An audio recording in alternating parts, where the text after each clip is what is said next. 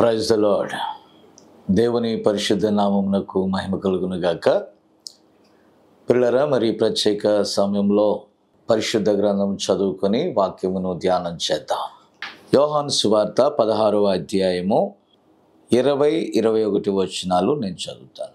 మీరు ఏడ్చి ప్రలాపింతురు గాని లోకము సంతోషించును, మీరు దుఃఖింతురు గాని మీ దుఃఖము సంతోషమగునని మీతో నిశ్చయముగా చెప్పుచున్నాను. స్త్రీ ప్రసవించున్నప్పుడు ఆమె గడియ వచ్చెను గనుక ఆమె వేదన పడును.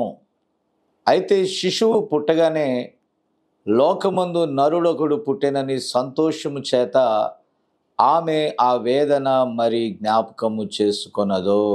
చిన్న ప్రార్థన చేద్దాం. ప్రేమగల మా తండ్రి పరిశుద్ధుడా, నీ పరిశుద్ధ నామమునకు స్తుతి స్తోత్రములు చెల్లిస్తున్నాము నాయన. ఇదిగో ప్రభువా, ఈ యొక్క ప్రత్యేక సమయంలో దూర ప్రాంతములలో ఈ యొక్క వర్తమానమును వినటానికి అనుకూలముగా ఈ మీడియా ద్వారా ప్రభువా కొద్ది సమయాన్ని వెచ్చించి నీ బిడ్డల కొరకు ఒక వర్తమానమును నాయన సిద్ధపరచుండగా నీ కృప దయచేయండి. ఈ గడియకు నీవు పంపినటువంటి వర్తమానికుని ద్వారా మాకిచ్చినటువంటి ప్రసంగ అంశాలను నాయన ఈ గడియలో నెరవేర్పును బట్టి నీకు వందనాలు. వాటన్నిటినీ తెలియపరచడానికి మీరు మాకు ఇచ్చినటువంటి ఈ మార్గము గుండా కూడా ఆయన తెలియపరచడానికి నీ కృపను దయచేయండి. ఈ ఆత్మతో నింపండి.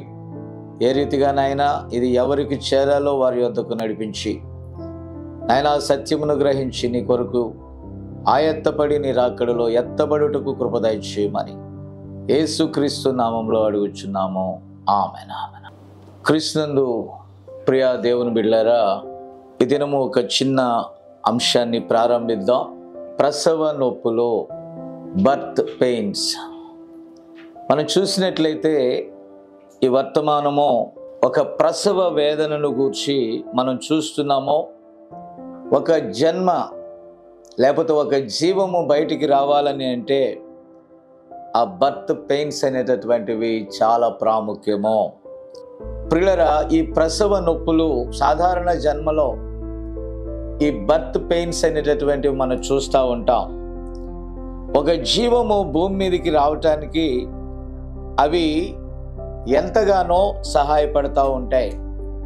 ఈరోజు ఆధునిక టెక్నాలజీ ప్రకారం అసలు స్త్రీలు పెయిన్స్ లేకుండానే బిడ్డలను కనాలనేటటువంటి కొన్ని సిద్ధాంతాలు లేకపోతే ఈ టెక్నాలజీని ఉపయోగించుకున్నటువంటి పరిస్థితులలో నిజమైన తల్లి ప్రేమ మరి లేనటువంటి పరిస్థితులు మనం చూస్తున్నాం. ఎప్పుడైతే సహజత్వానికి భిన్నమైనది వస్తుందో అక్కడ అపవాది యొక్క కార్యాలు ఉంటాయండి. కాబట్టి మానవుడు ఈ భూమి మీద అతి సుఖముగా జీవించాలని ప్రయత్నాలు చేస్తూ ఉన్నాడు. ఇవన్నీ కూడా ఒక నష్టానికి తప్పితే మేలు కొరకు కాదండి. కాబట్టి ప్రియమైన దేవుని బిడ్డలారా, మనం చూసినట్లయితే మీరు దుఃఖింతురు కానీ మీ దుఃఖము సంతోషమగును. కాబట్టి ఆ బిడ్డను కనటానికి ఆ తల్లి పడేటటువంటి వేదన, ఆ తల్లి పడేటటువంటి బాధ, ఆ నూతన జీవము భూమి మీదకి రాగానే ఆ పెయిన్స్ అన్నీ కూడా మర్చిపోతుంది. అలాగే ప్రభు యొక్క రాకడ దినాలను మనం చూస్తున్నాము. దేవుని పిల్లలైన వారు ఒక క్రొత్త జీవితంలో ప్రవేశించి పైనున్న వాటిని చూస్తూ వారు ముందుకు సాగిపోతూ ఉన్నారు. చాలామంది ఈ భూమి, ఈ ఆకాశము, ఈ పాత సృష్టి మీద ఎక్కువ ఆశ పెట్టుకున్నారు. కానీ మన ప్రభువు చెప్తున్నాడు, ఎవడైనాను క్రీస్తునందు ఉంటే అతడు నూతన సృష్టి. ఎందుకంటే ఈ అశాశ్వతమైనటువంటి వీటిని మనము ఆధారం చేసుకున్నట్టు కంటే శాశ్వతమైన ఒక రాజ్యము మనకున్నదని లేఖనాలు చెప్తా ఉన్నాయి. చూడండి, బైబిల్లో మనం అబ్రహాముని చూసినప్పుడు అబ్రహాము తన స్వదేశాన్ని, తన స్వంత వారిని విడిచి ప్రభువు చూపించేటటువంటి మార్గములో ప్రయాణం చేశాడో, మార్గ మధ్యమములో అతడు ఎన్నో ఒడిదుడుకులను ఎదుర్కొన్నప్పటికీ ఏ వాగ్దానం అయితే దేవుని యొద్ద నుండి అతడు పొందుకున్నాడో శాశ్వతముగా స్వాధీనపరుచుకునేటటువంటి వరకు అతడు ప్రయాణం చేస్తానే ఉన్నాడు. కాబట్టి పౌలు గారు అబ్రహామును గురించి మాట్లాడుతూ మరి హెబ్రీయులకు రాసిన పత్రికలో మనం చూస్తే 11:10లో మనం చూస్తే ఏమని చెప్తున్నాడంటే, దేవుడు దేనికి నిర్మాణకుడు శిల్పి అయి ఉన్నాడో అట్టి పునాదులు కలిగిన పట్టణం కొరకు అబ్రహాము ఎదురు చూసినట్టుగా మనం లేఖనాల్లో చూస్తున్నాం. ప్రియమైన దేవుని బిడ్డలారా, మనకొక పట్టణం ఉన్నది, మనము వెళ్ళవలసిన ఒక ప్రత్యేక స్థలం ఉన్నది. అలాగే మన ప్రభువు కూడా ఒక మాట చెప్పాడు, యోహాను సువార్త 14:2 అక్కడ అంటున్నాడు, నా తండ్రి ఇంట అనేక నివాసములు కలవు, లేని ఎడల నేను మీతో చెప్తాను అని. కాబట్టి ప్రియులారా, అక్కడికి నేను వెళ్తున్నాను, నేను వెళ్ళి మీ కొరకు వాటిని సిద్ధపరుస్తున్నానని ప్రభువు చెప్పాడో. కాబట్టి ప్రియులారా, ఇక్కడ మనము ఎప్పుడైతే ఈ లోకము నుండి వేరైపోతున్నామో, లోక పరిస్థితుల నుండి ప్రత్యేకించబడుతున్నామో, అప్పుడు మనకి ఈ లోకానికి మనకి మధ్యలో వైరం ఉంటుంది. కాబట్టి లోకంతో కలవాలంటే వాక్యానికి దూరం అవ్వాలి, వాక్యంతో సాగాలంటే లోకాశులకు దూరం అవ్వాలి. ఈ రెండిటి మధ్య కలుగుచున్నటువంటి ఒక వేదన ఉన్నది, ఒక బాధ ఉన్నది. ఒకటి మృతమైనది పోయినప్పుడు సజీవమైనది బయటకు వస్తుంది. మృతమైన లోకాన్ని మనం విడిచినప్పుడు సజీవమైనటువంటి దేవుని రాజ్యం వైపుగా మనం ప్రయాణం చేస్తున్నాము. Praise the Lord. కాబట్టి ఇప్పుడు ప్రకృతి సంబంధమైన జన్మ విషయంలో మనం తీసుకుంటే, అక్కడ లేఖనం ప్రకారం మనం చూసినట్లయితే చక్కగా ఉంటుంది, నీరు, రక్తము. చూడండి, ఆ జీవము, ఈ మూడు కూడా ఏకీభవించి ఉన్నాయని యోహాను భక్తుడు చెప్తా ఉన్నాడు. అలాగే ప్రియులారా, మరి మనం చూసినట్లయితే నీతీకరణ, శుద్ధీకరణ, పరిశుద్ధాత్మ యొక్క బాప్తిజమము. కాబట్టి ఆ నీటిలో నుండి బయటికి నెట్టివేయబడినప్పుడు ఆ రక్తము, ఆ జీవము ఆ బిడ్డను బయటికి తీసుకురావటానికి మరి అక్కడ నశించవలసి ఉన్నది, అది బ్లాస్ట్ అవ్వాల్సి ఉన్నది. అది పోయిన తర్వాత ఆ జీవం బయటకు వస్తుంది. ఆ జీవము బయటకు వచ్చిన తర్వాత తన ప్రాణవాయువును అది స్వీకరిస్తుంది, తన ఆత్మను అది పొందుకుంటుంది. Praise the lord. అయితే ప్రియమైన దేవుని బిడ్డలారా, అక్కడ ఒక శరీరము, ఒక గుడారము విడిచిన తర్వాత మరొక గుడారము దానికోసం ఎదురు చూస్తూ ఉన్నది. అలాగే మనము ఈ భూమిని లేకపోతే ఈ ప్రకృతి సంబంధమైన దానిని దాచుకొని వెళ్ళినప్పుడు మరొక గుడారము మన కోసము ఉన్నది అని లేఖనము తేటగా చెప్తా ఉన్నది. అయితే ఒక దానిని పొందుకోవాలంటే ఆ పాత స్థితిని మనం విడిచిపెడుతూ ఉన్నప్పుడు ఒక ప్రసవ వేదన మన జీవితంలో ఉంటుంది. ఎందుకంటే ఒకదానికి మనం అలవాటు పడిపోయాం. కొద్ది కాలం తల్లి గర్భంలో ఉన్నటువంటి శిశువు ఆ 9 నెలలు అక్కడ ఉన్నప్పుడు దానికి అలవాటు పడుతుంది. ఆ గర్భంలో నుండి బయటకు వచ్చిన తర్వాత ప్రకృతి ధర్మాన్ని ఆ యొక్క శిశువు నేర్చుకుంటా ఉంటాడు. వారి తల్లిదండ్రుల మధ్య ఈ భూమి మీద ఉన్నటువంటి భౌతిక లోకాన్ని అర్థం చేసుకుంటాడో. ఒకానొక దినాన ఏ శరీరాన్ని అయితే అతడు పొందుకున్నాడో దాన్ని విడిచి మరొక డైమెన్షన్లోకి అతడు వెళ్ళవలసి ఉన్నది. సో ప్రియమైన దేవుని బిడ్డలారా, ఇక్కడ ఒక పాతది పతనమైపోతూ ఉన్నప్పుడు ఒక నూతనమైనది అక్కడ ప్రారంభమవుతూ ఉన్నది. మనం ఇశ్రాయేలీలను తీసుకున్నట్లయితే ఇశ్రాయేలీలకు దేవుడు మోషే ద్వారా అక్కడ వారి దాస్యత్వము నుండి విడిపించాడండి. వారు మార్గములో కొనసాగటానికి దేవుని యొద్ద నుండి మోషే వారి కొరకు ఒక ధర్మశాస్త్రాన్ని తీసుకొని వచ్చాడు. ఇప్పుడు ఈ ధర్మశాస్త్రము వారి తప్పులను గూర్చి తెలియచేస్తూ ఉంది. ఆ తప్పులకు శిక్ష ఏదైతే ఉందో చెప్తా ఉంది. కంటికి కన్నని చెప్తా ఉంది, పంటికి పన్నని చెప్తా ఉంది. ఇవన్నీ కూడా కొంతకాలం మట్టుకు కొనసాగి ఇజ్రాయేలీలకు ఒక ధర్మశాస్త్రముగా ఇది కొనసాగింది. కొద్ది కాలమైన తరువాత యేసుక్రీస్తు ఆ ధర్మశాస్త్రమునకు బదులుగా కృపను తీసుకొని వచ్చాడో. ఎప్పుడైతే యేసుక్రీస్తు కృపను తీసుకొని వచ్చాడో వారి ధర్మమునకు విరోధమైన కార్యం అక్కడ జరుగుతుందని ప్రభువు మీద వారు నేరములు మోపారు.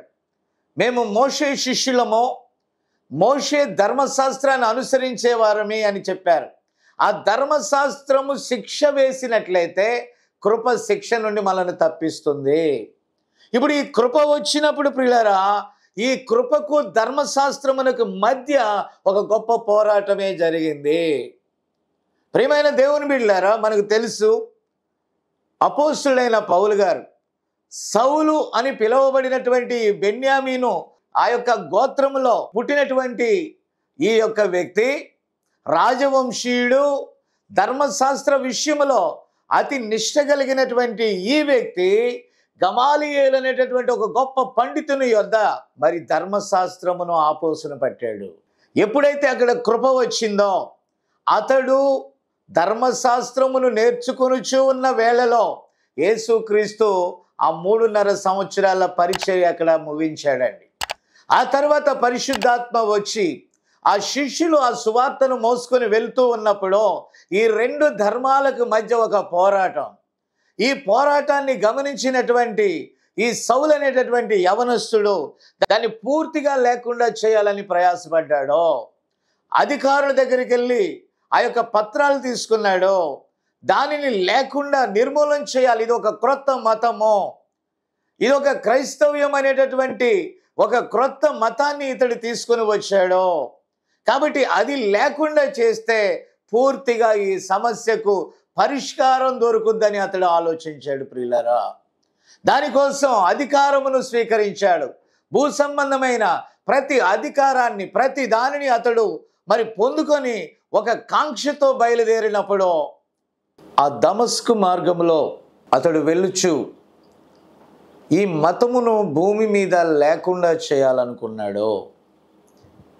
అతడు ధర్మశాస్త్రమునకును కృపకు మధ్య ఉన్న వ్యత్యాసము మధ్య అతనికి ఒక పోరాటముగా అది అనిపించింది. ప్రియమైన దేవుని బిడ్డలారా, కాబట్టి దమస్కు మార్గంలో అతడు వెళ్ళుచూ ఉన్నప్పుడు అకస్మాత్తుగా ఒక వెలుగును అతడు చూశాడు. మన లేఖనాల్లో చూడవచ్చు.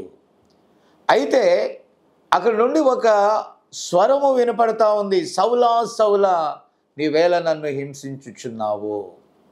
ఇతడికి ఆశ్చర్యం కలిగింది. గమనించండి ప్రియులారా, అతడు అంటున్నాడు, ప్రభువా నీవెవడవు అని. అతడు ఇలాంటి మాట వింటానని ఊహించి ఉండడండి. అదేంటో తెలుసా ప్రియమైన దేవుని బిడ్డలారా, నీవు ఎవరినైతే హింసించుచున్నావో ఆ యేసును నేనే అన్నాడు. దయచేసి గమనించాలి, నీవు హింసించుచున్న ఆ యేసునే నేను అని. ఈ రెండిటి మధ్య ఒక ఒత్తిడి ఏర్పడింది. తాను ఏదైతే నమ్మి, ఎక్కడైతే నేర్చుకొని, ఏదైతే ఉండకూడదని తాను నేర్చుకున్న ధర్మమును గెలిపించాలని ముందుకు బయలుదేరాడో, ఎప్పుడైతే దేవుని స్వరాన్ని విన్నాడో ఒక దానిని విడిచిపెట్టడానికి అతడు ఇష్టపడ్డాడు. ఒక దాని విషయంలో అతడు చనిపోవటానికి ఇష్టపడ్డాడు. ఆ ధర్మశాస్త్ర విషయంలో అతడు చనిపోవటానికి సిద్ధపడి సత్యము విషయంలో జీవించటానికి ఆరంభించాడు. అలాగే మనం చూసినట్లయితే 1 యోహాను 5వ అధ్యాయము 7వ వచనంలో మనం చూస్తే, పరలోకమున సాక్ష్యం ఇచ్చువారు 3, తండ్రియు, వాక్యమును మరియు పరిశుద్ధాత్మయు, మరియు ఈ 3 ఏకమై ఉన్నారు. మరియు భూలోకమున సాక్ష్యం ఇచ్చువారు 3, అనగా ఆత్మయు, నీళ్లును, రక్తమును, మరియు ఈ 3 ఏకీభవించి ఉన్నారు. కాబట్టి ప్రియులారా, ఇక్కడ మనం చూసినట్లయితే భూ సంబంధమైన జన్మలో నీరు, రక్తము, ఆత్మ ఎలాగైతే ఉంటుందో ఆత్మ సంబంధమైన జన్మ కూడా అలాగే ఉంటుంది. కాబట్టి ప్రియులారా, మనం చూసినట్లయితే ఇక్కడ నీతీకరణ, శుద్ధీకరణ, పరిశుద్ధాత్మ యొక్క బాప్తిజమము ఆత్మీయ జన్మలో ఉంటుంది. మనం చూసినట్లయితే ఆ నీరు, ఆ నీటి బాప్తిజమము ద్వారా, ఆ రక్తము అనగా వాక్యము ద్వారా వారు శుద్ధీకరించబడుతున్నారు. అప్పుడు పరిశుద్ధాత్మ ఆ వ్యక్తిని ముద్రిస్తుంది. ఆమేన్. కాబట్టి సహజమైన జన్మ ఏ రీతిగా ఉంటుందో ఆత్మ సంబంధమైన జన్మ కూడా అలాగే ఉంటుంది. ఈ రెండు జన్మల మధ్య ఏం జరుగుతుందంటే ఒక ప్రసవ వేదన కలుగుచూ ఉన్నది. కాబట్టి ఇక్కడ మనం చూసినట్లయితే ఈ నీతీకరణ, శుద్ధీకరణ, పరిశుద్ధాత్మ బాప్తిజమం ఎలాగైతే ఉన్నదో మనం చూస్తే సంఘకాలాల్లో మార్టిన్ లూథర్ మనకు తెలుసు ఆ సంఘ కాలాన్ని గూర్చినటువంటి విషయాల్లో. కాబట్టి అతడి ద్వారా నీతిమంతుడు విశ్వాస మూలముగా జీవించును, నీతీకరణ. వెస్లీ వచ్చినప్పటికీ మరి ఈ శుద్ధీకరణ, ఆ తర్వాత పరిశుద్ధాత్మ వచ్చినది. ఆమేన్. కాబట్టి ఒకటి విఫలమైనప్పుడు మరొకటి ఉద్భవిస్తూ ఉన్నది, ఒకటి అంతమవుచూ ఉన్నప్పుడు మరొకటి ముందుకు వస్తూ ఉన్నది. ఈ రెండిటికి మధ్యలో ఒక ప్రసవ వేదన ఉన్నది. కాబట్టి ప్రియులారా, ప్రకృతి సంబంధమైన జన్మ ఎలా ఉంటుందో అలాగే ఆత్మ సంబంధమైన జన్మ కూడా అలాగే ఉంటుంది. ఇప్పుడు చూడండి, ఒక జన్మ కలిగినప్పుడు, ఒకటి జనించినప్పుడు మీరు గమనించినట్లయితే అక్కడ ఏముండాలా? ఆ బిడ్డ కేక వినపడాలా, ఒక స్వరము వినపడాలా. ఆ బిడ్డ పుట్టినప్పుడు ఏ శబ్దము లేనట్లయితే అతడు మరణించినట్టుగా మనం భావించగలం. ఎందుకంటే ఏ ఉద్రేకం అక్కడ లేదు, ఏ కదలిక అక్కడ లేదు, ఏ స్వరము అక్కడ లేదు. ఈరోజు కొన్ని సంఘాలు చూడండి, కొన్ని సంఘాలేమో హల్లెలూయా అనరు, మరి కొన్ని సంఘాలేమో ఆమేన్ అనరు. కాబట్టి ఏ శబ్దం ఉండదో, నిశ్శబ్దంగా, మౌనంగా మౌనంగా మౌనంగా. పిల్లరా, ఒక జన్మించినప్పుడు మౌనంగా ఎలా ఉండగలమండి? ఆ పెంతుకోస్తు దినాన వారు ఒక నూతన అనుభవం పొందినప్పుడు, వారు భాషలతో మాట్లాడినట్లుగా, వాక్శక్తి వారు పొందుకున్నట్లుగా వారు మాట్లాడుచూ ఉంటే అక్కడ వచ్చినటువంటి ప్రతి జనము కూడా ఆ భాషలను గ్రహించారు. పిల్లరా, ఈరోజు చాలామంది అర్థం పర్థం లేని భాషలు మాట్లాడుతున్నారు. మీరు పెంతుకోస్తు దినాన్ని చూడండి, అక్కడ వారు భాషలు మాట్లాడుచున్నప్పుడు అందరూ కూడా అర్థం చేసుకున్నారు. ప్రియమైన దేవుని బిడ్డలారా, ఒక బిడ్డ పుట్టినప్పుడు ఎలాంటి ఆ యొక్క కదలిక లేనట్లయితే అది చనిపోయిందని మనం గ్రహిస్తాము. కాబట్టి ప్రియులారా, మనం గమనించినట్లయితే ఒక విత్తనము మొలకెత్తుటను గూర్చి ప్రవక్త అంటున్నాడు. ఆమేన్. ఇక్కడ ఎప్పుడైతే ఆ జీవము అక్కడికి వెళ్తుందో, ఆ కొత్తది పుట్టాలని అంటే పాతది నశించిపోవాలి, అది తప్పకుండా చచ్చిపోవాలండి. కాబట్టి పాత స్థితి చచ్చిపోతేనే కొత్త స్థితి రావలసి ఉన్నది. కాబట్టి ఆ విత్తుటకు తీసుకుని వెళ్ళిన విత్తనము వలె ఆయన వాక్యము ఉన్నదని యేసయ్య చెప్పాడు. ఎవడైనను క్రీస్తులో ఎదగాలంటే అతడి పాత జీవితం చనిపోవాలండి. ఒక క్రొత్తది రావాలంటే పాతది చనిపోవాలి. ఇప్పుడు పౌలు గారి విషయంలో ఇందాక నేను చెప్పినట్టుగా ఆ ధర్మశాస్త్ర విషయంలో అతడు ఎంతో పటిష్టముగా ప్రభు కోసం పని చేస్తున్నాను, యెహోవా కోసం పని చేస్తున్నాను అని ఆ ధర్మశాస్త్ర ప్రకారమే పోరాడాడు. కానీ అక్కడ కృప వచ్చినప్పుడు కృపకి ధర్మశాస్త్రానికి మధ్య ఏం కలుగుతుందో తెలుసా? పోరాటం కలుగుతుంది. ఈరోజు కొన్ని వందల సంవత్సరాలుగా మనము ఒక దానికి అలవాటు పడ్డాం. ముఖ్యంగా నేను క్రైస్తవుల విషయాలే మాట్లాడుతున్నాను. క్రీస్తు శకం 325లో మహా కాన్స్టంటైన్ చక్రవర్తి కాలంలో ఈ రోమియులు ఈ క్రైస్తవ్యాన్ని స్వీకరించడానికి ఈ చక్రవర్తి దోహదం చేశాడు. అనేక మతముల వారు అక్కడ ఉన్నప్పుడు వాటన్నిటినీ ఒక తాటి మీదకి తీసుకురావటానికి అతడు చేసిన కృషి ఫలించిందండి. దాని ద్వారా ఏమొచ్చింది? ఒక కలగలుపు పద్ధతులు వచ్చాయి. ఒక శాఖగా వారు ఏర్పడి దైవిక కార్యములను మానవ సిద్ధాంతాలుగా మార్చేశారు. అక్కడే చనిపోయింది. అక్కడే జీవం వెళ్ళిపోయింది. అప్పుడు కాలక్రమేణా మనం ఒక దానికి అలవాటు పడ్డాం. యేసుక్రీస్తు మొదటి రాకడలో 3.5 సంవత్సరాలు యూదుల మధ్య దేవుడు తన కార్యమును సంపూర్ణం చేశాడండి. అలాగే మరొక 3.5 సంవత్సరాలు ఉన్నాయి. మరొక 3.5 సంవత్సరాల కాలంలో ఇప్పుడు 2 సాక్షులు 1,44,000 మంది ఆ యొక్క యూదులలో నుండి ఎన్నిక చేయబడిన వారిని ప్రత్యేకపరుస్తారో అదే సమయంలో ఆ 3.5 సంవత్సరాలు అంత్యక్రీస్తు యొక్క పాలన ఉంటుంది. ఆ మొదటి 3.5 చివరి 3.5కి మధ్యలో అన్యుల కాలం ఉన్నది. ఆ అన్యుల కాలానికి దేవుడు 7 సంఘకాలాలు ఇచ్చాడు.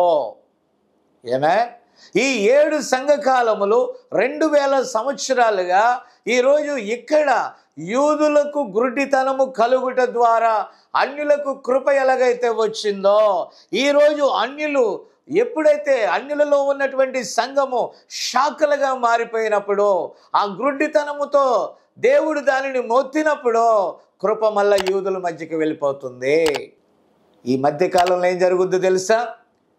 ఆ గడియ వర్తమానమును పట్టుకున్నటువంటి వధువు కొనిపోబడిన తర్వాత ఆమె అంత్యక్రీస్తు పాలన వస్తుంది. ఆ పాలనలో వధువు ఇక్కడ ఉండదు.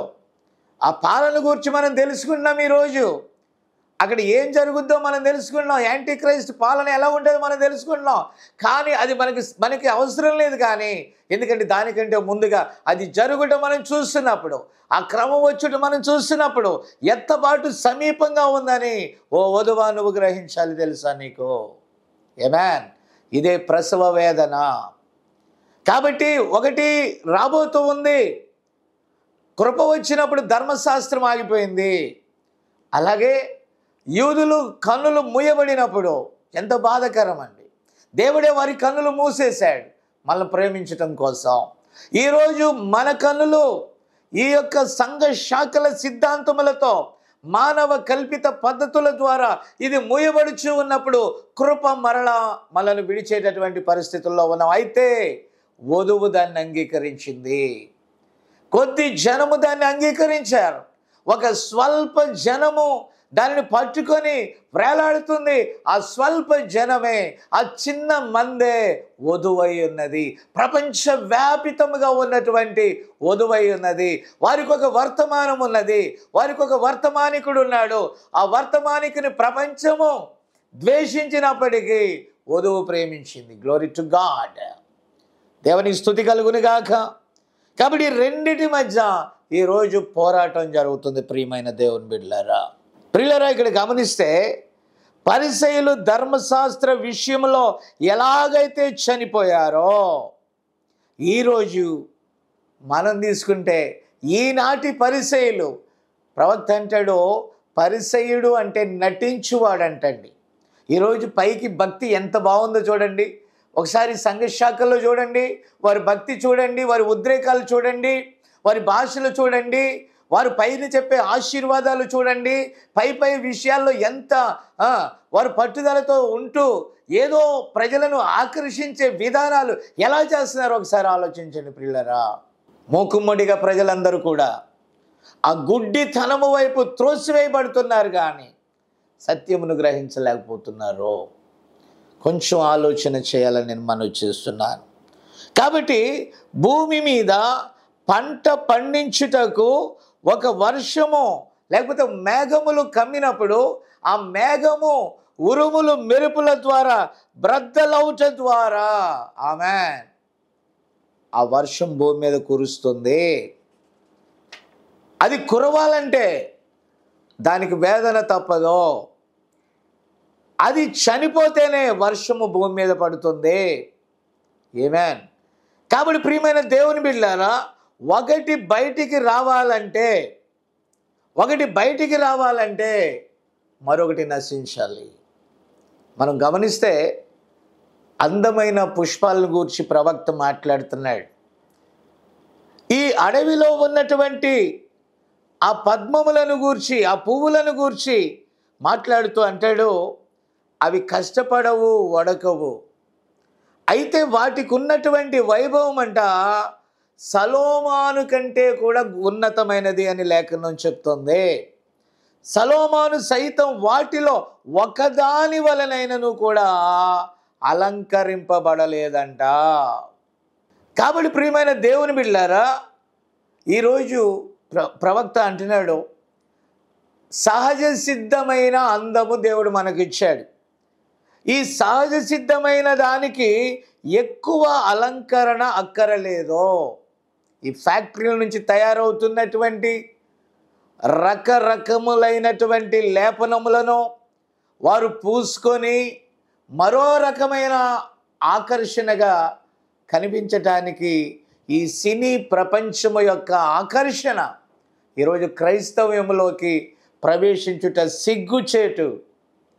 వారు వేసే వస్త్రాలు ఎలా ఉన్నాయి, వారు వేసుకునేటటువంటి అలంకరణ ఎలా ఉంది? వెండి బంగారముల వంటి క్షయ వస్తువుల చేత మనం అలంకరింపబడలేదు. కానీ నా ప్రియమైన దేవుని బిడ్డలారా, అతి శ్రేష్టమైన జీవం కలిగిన దేవుని వాక్యము ద్వారా, అక్షయమైన వాక్యము ద్వారా మనము రక్షించబడ్డాము. కాబట్టి మరలా ఆ దుర్గంధముతో కూడుకున్నటువంటి జీవితం, ఆ దెయ్యముల చేష్టలు, ఆ అలంకరణలు ఎవరిని ఆకర్షించటానికి, ఆ వస్తువులు ఎవరిని ఆకర్షించటానికి? సుందరములైన మన అవయవములకు బైబిల్ అంటుంది ఎక్కువ సౌందర్యం అక్కర్లేదంటే ఎవరిని ఆకర్షించడానికి నాటి సంఘాల్లో ఆ సేవకులు తమ భార్యలతో సహా స్త్రీలందరూ చెడిపోవటానికి అనుమతి ఇచ్చారు ప్రియులారా. ఎందుకంటే ప్రజలను సంతోషపెడతాయి, వారు ఆర్థికంగా బలపడతారు, వారికి కావలసిన కార్లు కొనుక్కుంటారు, వారికి కావలసిన విలాసవంతమైన జీవితాన్ని జీవిస్తారు.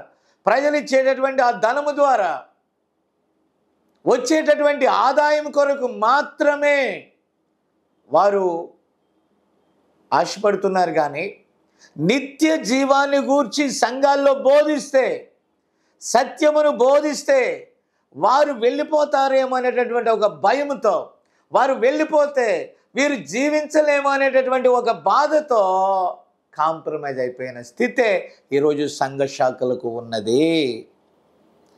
పరిశుద్ధాత్మ ఎన్నడూ కూడా లోకపరమైన దాన్ని తెచ్చినప్పుడు పరిశుద్ధాత్మ అక్కడ నివాసం చేయదు. ప్రియమైన దేవుని బిడ్డలారా, ఒక కోడి గుడ్డు దాని తల్లి పొదిగిటిలో 21 దినాలు దానికి కావలసిన వేడి వచ్చేటంత వరకు అది పొదుగుతుంది. దానికి సన్నని పగుళ్ళు వస్తాయి. ఎప్పుడైతే సన్నని పగుళ్ళు వచ్చినాయో దాన్ని పొడుచుకొని ఆ కోడి పిల్ల బయటికి రావాలి. ఏ పక్షి అయితే బయటికి రాకుండా అది ఆగిపోతుందో, ఆ పెంకును పగలగొట్టి బయటికి రాదో అది చనిపోతుంది. ఈరోజు వాక్యము వచ్చి మిమ్మలను తాగుచున్నప్పుడు, పరిశుద్ధాత్మ సత్యమును గూర్చి మీకు బోధిస్తూ ఉన్నప్పుడు ఆ పాత సిద్ధాంతములనే గుళ్ళను పగలగొట్టుకొని రావాలి. లేకపోతే దానిలోనే కుళ్ళిపోయి చనిపోయే ప్రమాదం ఉన్నది. కాబట్టి ప్రియులారా, ఇక్కడ గమనించినట్లయితే ఒక జీవము బయటికి రావాలంటే మానవ సిద్ధాంతాలను బట్టి రాదండి. ఒక పసిబిడ్డ తన బాధను వ్యక్తం చేసే ఒకే ఒక మార్గం ఏంటో తెలుసా? అతడు ఏడుస్తాడు. అతడు ఏడుస్తూ ఉన్నప్పుడు, అతడు కదులుచూ ఉన్నప్పుడు, అతడు ఆ మొర్ర పెడుతూ ఉన్నప్పుడు అతడు సిగ్గుపడకుండా మొర్ర పెడతాడు.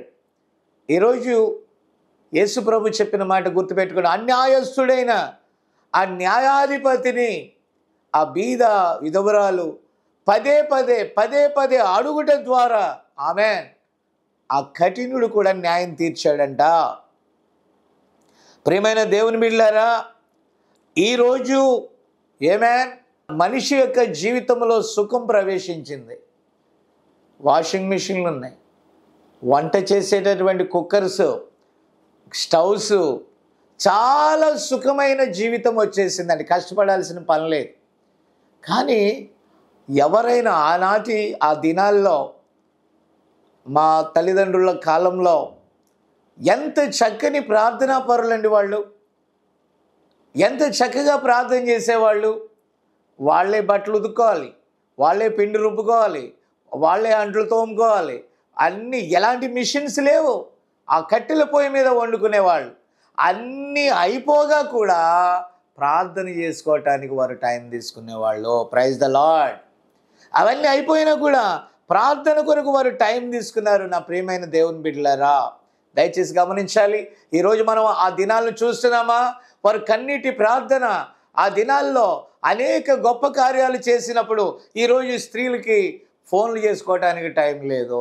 ఒకటే ఫోన్లు. ప్రార్థన చేసుకోవడానికి టైం లేదండి. ఫోన్లతోనే సరిపోయింది వాళ్ళకి. టైం అంతా ఫోన్ చేసుకోవడానికి, దాంట్లో ఏదో చూసుకోవడానికి ఈనాటి క్రైస్తవ్యము నాశనము దగ్గర నిలబడి ఉన్నది. కునికిపాట్లు పడుతూ ఉన్నది. కాబట్టి ప్రియమైన దేవుని బిడ్డలారా, ఒక భ్రష్టత్వము ఈనాటి నామకార్థ క్రైస్తవ్యాన్ని ముంచివేస్తూ ఉంది. నూతన జన్మ అనుభవం లేదు, సంపూర్ణతలోనికి రావట్లేదు. క్రొత్త జన్మ ఆ యొక్క విధానము వారిలో లేదు. ఒక మంచి పోరాటం వారిలో లేదు. వాక్యానుసారమైన స్థితి వారిలో లేదు. వారి అలంకరణ, వారి భౌతిక స్థితి చూసినప్పుడు ప్రియులారా, నిజంగా క్రొత్త జన్మ అనుభవమేనా అనిపిస్తుంది. ఇదో పోకడైపోయింది ఈ రోజుల్లో. అయితే ప్రియులారా, నువ్వు పాత స్థితిలో నుండి ఒక నూతనమైన స్థితిలోకి రావాలి. పరలోక సంబంధమైన వాతావరణం నీకు రావాలంటే నీవు వాక్యానుసారమైన జీవితాన్ని జీవించాలి. ఆమేన్. కాబట్టి ప్రియులారా, ఇక్కడ గమనించినట్లయితే ఈరోజు పౌలు గారు ఇచ్చిన సాక్ష్యాన్ని మనం చూస్తే అతడు అంటాడు, విశ్వాస భ్రష్టత్వమని అనుచున్న విధానములోనే మన పితరుల దేవునిని నేను ఆరాధించాను.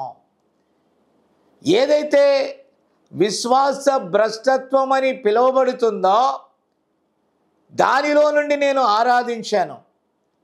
ఆ పాత నిబంధన క్రొత్త దానికి జన్మనివ్వలసి ఉన్నది.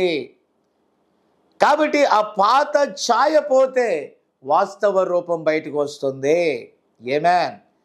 కాబట్టి ప్రియులారా, ఈరోజు ఈ శాఖాపరమైనటువంటి పరిస్థితి, దేవుని రాజ్యం అంటే భోజనము పానము కాదని లేఖనము చెప్తుంది. ఆయన రాజ్యమును, ఆయన నీతిని మొదట వెతకాలని లేఖనం చెప్తుంటే మనం ఏం వెతుకుతున్నాం ఈ రోజుల్లో?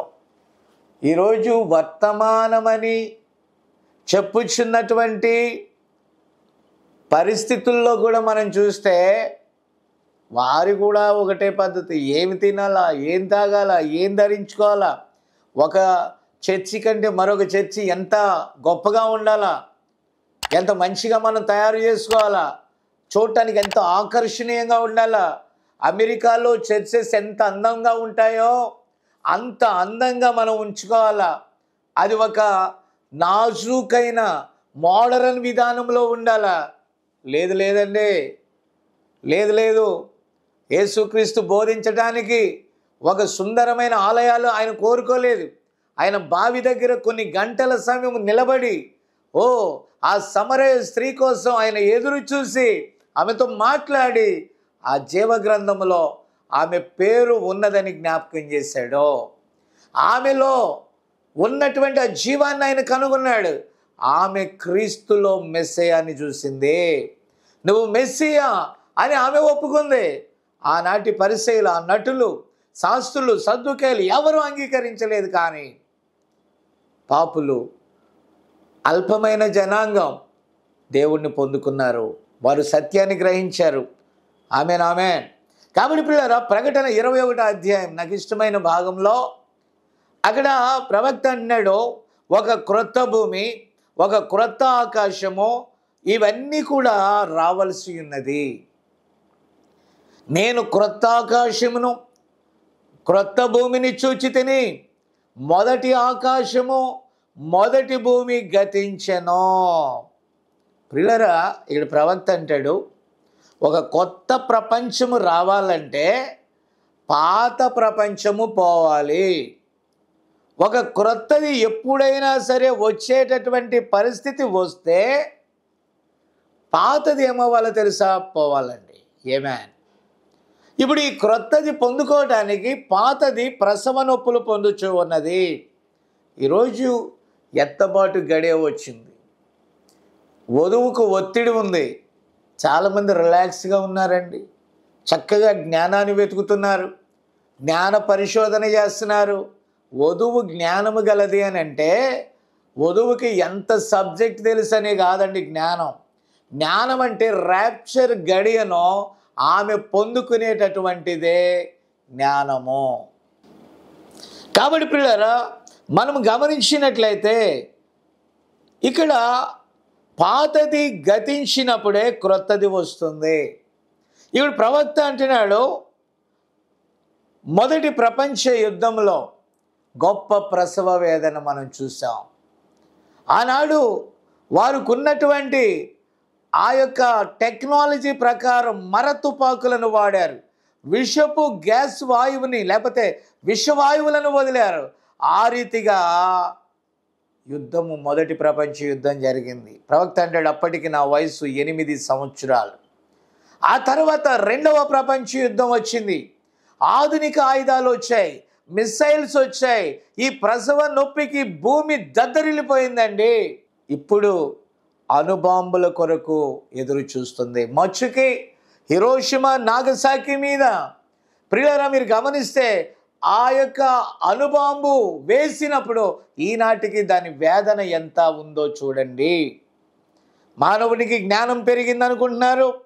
ఆ జ్ఞానంతో పాటు చూసారా, తన్ను తానే నాశనం చేసుకునే స్థానానికి వెళ్ళిపోయారు. ఈరోజు రాజకీయాల్లో మార్పు, ప్రపంచమంతా ఒకే తాటి మీదకి రావాలనేటటువంటి దేవుని ప్రవచనం నెరవేరుతుంది. అమెరికాను కాల్చివేయటానికి అనేక దేశాలు రంగంలోకి వచ్చాయి. మూడవ ప్రపంచ దశగా ప్రపంచం కదులుతుంది, రాజకీయాలు కదులుతూ ఉన్నాయి. ఈరోజు కదలిక ఒక దేశంలో రాలా, రాష్ట్రాల్లో రాలా, ప్రపంచవ్యాప్తంగా ఒక కదలిక వస్తుంది. భయంకరమైన అణ్వాయుధాలు ఈ భూమిని కాల్చేయడానికి సిద్ధంగా ఉన్నాయి. ఈరోజు ప్రియులారా, ఈ యొక్క నియంతల చేతిలో ఈరోజు రాజులుగా లేకపోతే భూరాజులుగా పిలువబడుచున్న వారందరూ కూడా ఏకీభవించి పూర్తిగా మానవ జాతి యొక్క ఉనికి భూమి మీద లేకుండా పోయే కాలం వచ్చేసింది. ఎందుకంటే ఆకాశంలో రగులుకుంటాయని దేవుడే చెప్పాడు, సమస్తము నాశనం అయిపోతుందని దేవుడే చెప్పాడు. కాబట్టి ఆ కొత్త ప్రపంచము, క్రొత్త ఆకాశము, క్రొత్త భూమి, పాతది ప్రక్షాళన చేయబడుతుంది. ఆ కాలిపోయిన బూడిద మీద ప్రభువు తన రాజ్యమును స్థాపిస్తాడు. ఆ 1000 ఏళ్ల మిలీనియం. అయితే ఈ మధ్యకాలంలో జరిగేదేంటి? రావలసిన వాడు రావాలి, పోవలసిన వధువు వెళ్ళిపోవాలి. రెండు ఒకే చోట ఉండవు. వధువుతో క్రీస్తున్నాడు పరిశుద్ధాత్మని, పరిశుద్ధాత్మ అక్కడ ఉన్నటువంటి దుష్టుడైన అపవాది రెండు ఒకే చోట ఉండరు. ఒకటి పోవలసి ఉన్నది, ఒకటి రావలసి ఉన్నది. నా ప్రియమైన దేవుని బిడ్డలారా, ఒకసారి ఆలోచన చేయండి. ఈ ప్రపంచములన్నీ కూడా కాలిపోవటానికి సిద్ధముగా ఉన్నవి. ఈరోజు మనం దాగుకోవటానికి ఒకే ఒక స్థలం ఉన్నది. అది దేవుడు తప్ప వేరొక మార్గము కాదు. మనం అనుకుంటున్నాం ఎన్నో గొప్ప నాయకులు వచ్చినా, ఎంతమంది గొప్పవారు వచ్చినా యేసు తప్ప మరొక మార్గం లేదు. ఎందుకంటే ఆయన అంటున్నాడు, నా తండ్రి ఇంటి అనేక నివాసాలు ఉన్నాయి, నేను వస్తున్నాను మధ్యాకాశానికి, మీరు రావాలి. ఓ వధువా, నువ్వు సిద్ధపడు, భవిష్యత్తు లేదు నీకు. ఇక్కడ ప్రసవ వేదన కలుగుచున్నది, పర్వాలేదు, నువ్వు నూతన సృష్టి పొందుకున్నట్టు కొరకే, దేవుని రాజ్యములో ఉండుట కొరకే ఈ పోరాటం. ఆయన త్వరగా రానై ఉన్నాడు. రాకడ గడియలో వచ్చేసి ఆయన మధ్యాకాశంలోకి వచ్చేస్తున్నాడు. త్వరగా సిద్ధపడి ఆయనని ఎదుర్కొందుముగాక.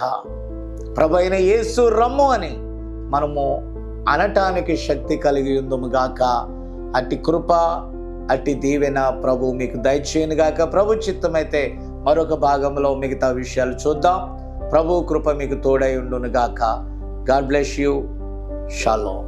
చిన్న ప్రార్థన చేద్దాం. ప్రేమ కలిగిన మా తండ్రి పరిశుద్ధుడా, ఈ వాక్యము ఎవరి యొద్దకైతే వెళ్తుందో వారందరినీ దీవించు, రాకడికి సిద్ధపరచమని, ప్రభు అయిన యేసు రమ్ము అని నేను స్తుతించే కృప దయచేయి, నీ కొరకు ఎదురు చూచే కృప దయచేయమని యేసు క్రీస్తు నామంలో అడుగుచున్నాము.